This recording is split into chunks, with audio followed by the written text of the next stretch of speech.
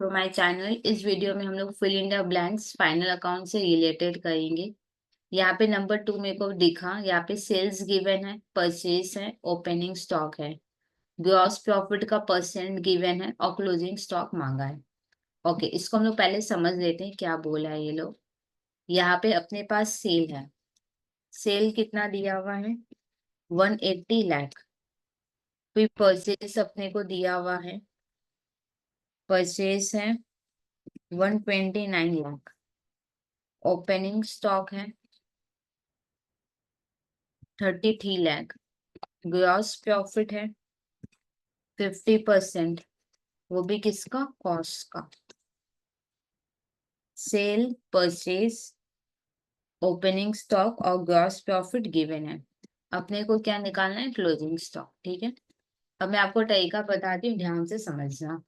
देखो मेरे पास सेल है, हाँ या ना? सेल से अगर हम जीपी माइनस करेंगे तो क्या आएगा? कॉस्ट ऑफ गुड्स सोल्ड, हाँ या ना? ओके, अब आपको पता है कॉस्ट ऑफ गुड्स सोल्ड का फॉर्मूला क्या होता है? कॉस्ट ऑफ गुड्स सोल्ड का फॉर्मूला क्या होता है? Opening stock plus purchase minus closing stock, हाँ या ना? मेरे को कॉस्ट ऑफ गुड्स सोल्ड तो ऊपर से मिल जाएगा, ओपनिंग स्टॉक है, परचेज भी है, तो हम लोग सॉल्व करके क्या निकालेंगे? क्लोजिंग स्टॉक, हाँ या ना? मेरा पहला फोकस क्या है कि जीपी निकालना। तो यहाँ पे देखो जीपी कितना है? 50%, वो भी किसका है? कॉस्ट का, हाँ या ना? जबकि मेरे पास क्या है? सेल है। तो आपको पता है इनटू के बाद जो होता है उसको हम लोग 100 ले सकते हैं। तो इधर आते हैं, हम लोग लेट करते हैं कि कॉस्ट 100 है, तो फिर ग्रॉस प्रॉफिट कितना होगा? 100 का 50% 50 होता है, 50 क्या हो जाएगा? Gross profit. तो फिर सेल्स कितना हो जाएगा? अगर कॉस्ट मेरा 100 है, अगर कॉस्ट मेरा 100 है तो कॉस्ट प्लस प्रॉफिट करेंगे तो सेल आएगा। तो सेल कितना हो जाएगा मेरा? 150। अब यहाँ पे देखो मेरे पास सेल है, हाँ या ना?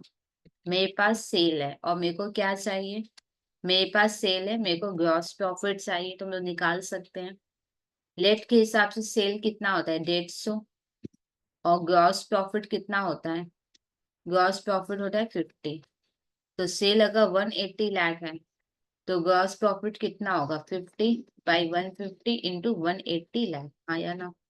तो अब अपने को यहाँ पे लिखना होगा gross profit equal to 50/150 into 180 lakh. Solve करेंगे तो कितना आएगा?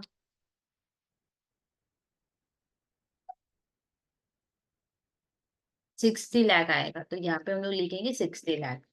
अब मेरे पास सेल है और जीपी भी है, तो अब क्या निकल जाएगा? Cost.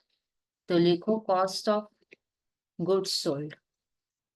Cost of goods sold जिसका फॉर्मूला क्या है? Sales minus GP.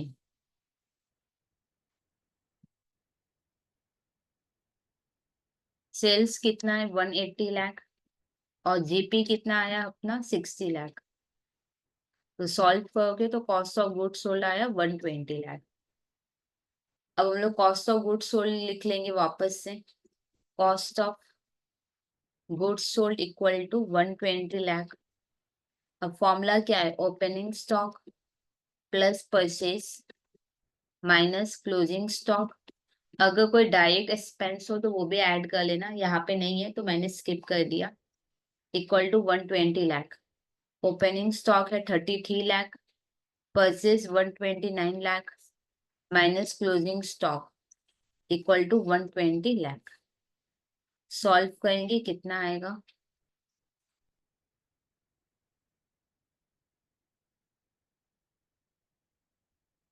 आई होप आपको ये स्टेप क्लियर होगा। क्लोजिंग स्टॉक नेगेटिव है तो इसको मैंने राइट हैंड साइड में लेकर आ गई और 120 को मैं लेफ्ट में लेकर आ गई।